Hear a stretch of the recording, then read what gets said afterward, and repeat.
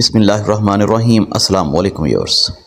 حضور اکرم صلی اللہ علیہ وسلم اور ایک اعرابی کے درمیان گھوڑے کی خریداری طے پائی اور آپ نے اس اعرابی سے یہ گھوڑا خرید لیا۔ یہ اعرابی نبی اکرم صلی اللہ علیہ وسلم کے ساتھ چل دیا تاکہ آپ اسے گھر سے گھوڑے کی قیمت ادا کر دیں۔ حضور اکرم صلی اللہ علیہ وسلم جلدی جلدی چل رہے تھے اور اعرابی آہستہ آہستہ چل رہا تھا۔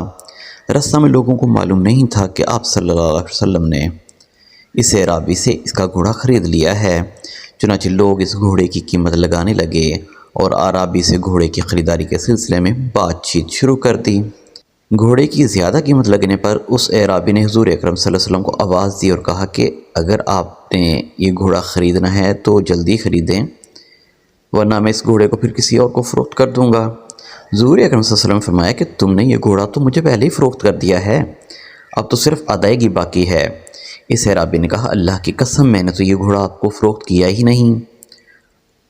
اور اس اعرابی نے انکار کرتے ہوئے کہا کہ اگر آپ کے پاس کوئی گواہ ہے موقع پر تو میں یہ گھوڑا آپ صلی اللہ علیہ وسلم کو فروخت کرتا ہوں، نہیں تو میں جہاں چاہوں گا فروخت کر دوں گا۔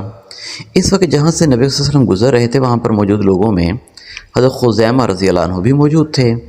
جب انہوں نے اعرابی کو یہ پکارتے سنا تو آپ نے فرمایا کہ میں گواہی دیتا ہوں کہ یہ گھوڑا آپ صلی اللہ علیہ وسلم نے تم سے خریدا ہوا ہے۔ نبی صلی اللہ علیہ وسلم نے بعد میں خزیمہ رضی اللہ عنہ سے پوچھا کہ تم کس وجہ سے گواہی دے رہے ہو؟ جب ہمارے درمیان اس گھوڑے کی خریداری کا معاملہ طے پایا تھا تو تم تو وہاں موجود نہیں تھے۔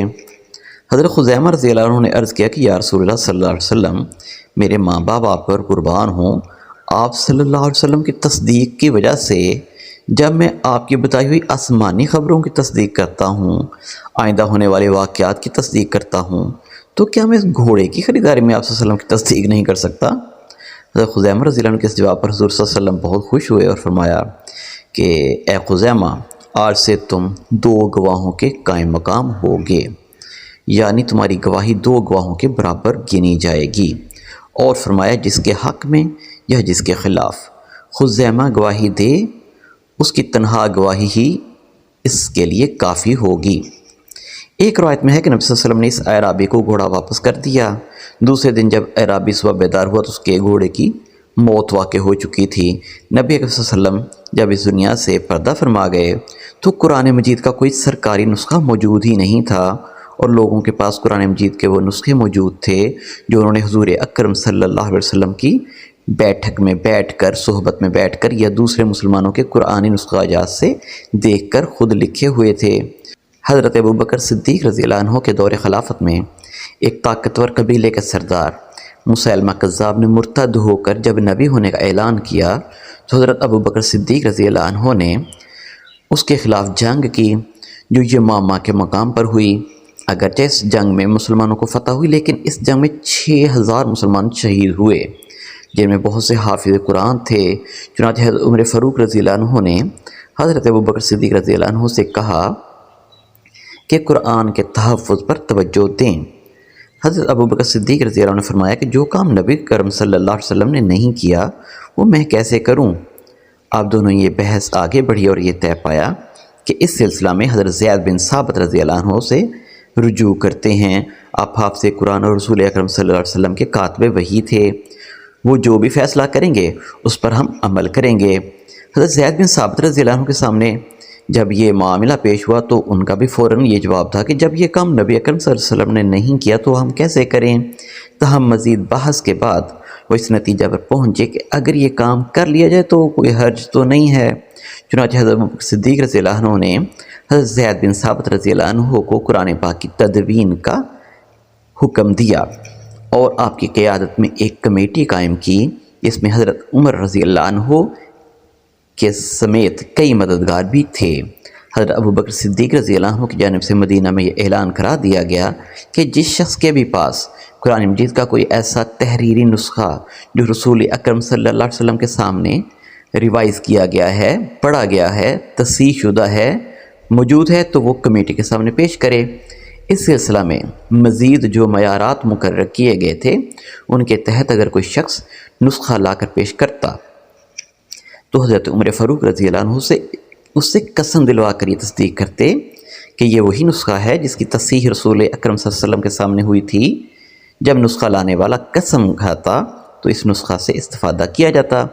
ایک اصول یہ تھا کہ کم از کم 2 تحریری نسخوں سے ایک آیت کی تصدیق ہونی ہی چاہیے۔ اس طرح جب پورا قرآن لکھا جا چکا تو حضرت زید بن ثابت رضی اللہ عنہ نے پورے قرآن کا مطالعہ کیا تو انہیں ایک آیت ایسی مسنگ محسوس ہوئی جو کہ حافظ قرآن ہونے کی وجہ سے ان کے اور دیگر حفاظ کرام صحابہ کے حافظے میں تو تھی، لیکن تحریری نسخے میں وہ کہیں بھی موجود نہیں تھی۔ چنانچہ آپ نے گھر گھر جا کر پوچھا کہ کسی کے پاس قرآن کریم کا مستند نسخہ تو نہیں ہے۔ خاصی تلاش کے بعد حضرت خزیمہ رضی اللہ عنہ کے پاس ایک تحریری نسخہ مل گیا جو رسول اکرم صلی اللہ علیہ وسلم کے سامنے پڑا ہوا تھا۔ اب مسئلہ یہ تھا کہ حضرت ابوبکر صدیق رضی اللہ عنہ کی ہدایت تھی کہ بطور قرآن قبول کرنے کے کم از کم 2 تحریری نسخے ملنے ہی چاہیے۔ مسئلہ اس طرح حل ہوا کہ رسول اکرم صلی اللہ علیہ وسلم نے جب اپنی ظاہری حیات طیبہ میں حضرت خزیمہ رضی اللہ عنہ کی شہادت کو 2 شہادتوں کے برابر قرار دے دیا تھا تو یہ گویا قدرت کی طرف سے اپنے کلام کی حفاظت کا پیشگی انتظام تھا، اور اس طرح یہ آیت بھی اس قرآن پاک میں شامل کر لی گئی۔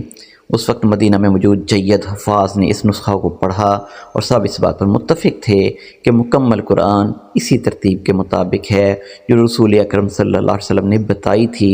یہ قرآن مجید کا یہ پہلا سرکاری نسخہ حضرت ابوبکر صدیق رضی اللہ عنہ کے زمانے میں پوری احتیاط کے ساتھ مکمل ہوا۔ قرآن پاک پر اعراب لگانے کا کام سب سے پہلے حضرت علی رضی اللہ عنہ کے زمانہ میں ہوا۔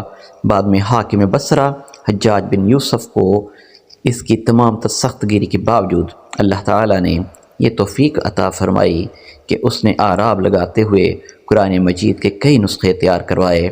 اس طرح زیر، زبر، پیش، تشدید اور جزم کے نشانات کی وجہ سے قرآن کو صحیح طور پر اور غلطی کے بغیر پڑھنا ہمارے جیسے لوگوں کے لیے بھی ممکن ہوا جن کی مادری زبان عربی نہیں ہے۔ ماخوذ از ابو داؤد نسائی حیات الحیوان۔ تو ویورز، کیا آپ جانتے ہیں کہ وہ کون سی قرآن آیت ہے جو حضرت خزیمہ رضی اللہ عنہ کی شہادت یعنی کہ گواہی کی وجہ سے قرآن مجید کا حصہ بنی؟ حضرت زید رضی اللہ عنہ بن ثابت فرماتے ہیں کہ پھر میں نے قرآن کریم کے اجزاء کو تلاش کرنا شروع کیا اور اسے کھجور کی شاخوں، پتھر کی سلوں، لوگوں کے سینوں سے جمع کرنے لگا، یہاں تک کہ سورہ توبہ کی آخری آیتیں لَقَدْ جَاءَكُمْ رَسُولٌ مِّنْ أَنفُسِكُمْ عَزِيزٌ عَلَيْهِ مَا عَنِتُّمْ حَرِيصٌ عَلَيْكُمْ بِالْمُؤْمِنِينَ رَءُوفٌ رَحِيمٌ۔ سبحان اللہ، کیڑی آیت پھر یاد آئی۔ ابو خزیمہ انصاری رضی اللہ عنہ کے پاس ملی جو کسی اور کے پاس نہیں تھی، از صحیح بخاری کتاب فضائل قرآن باب جمع القرآن۔ ویڈیو کو ضرور شیئر کریں اور چینل کو سبسکرائب کر دیں۔ تاہم کو اجازت دیجیے۔ اللہ حافظ۔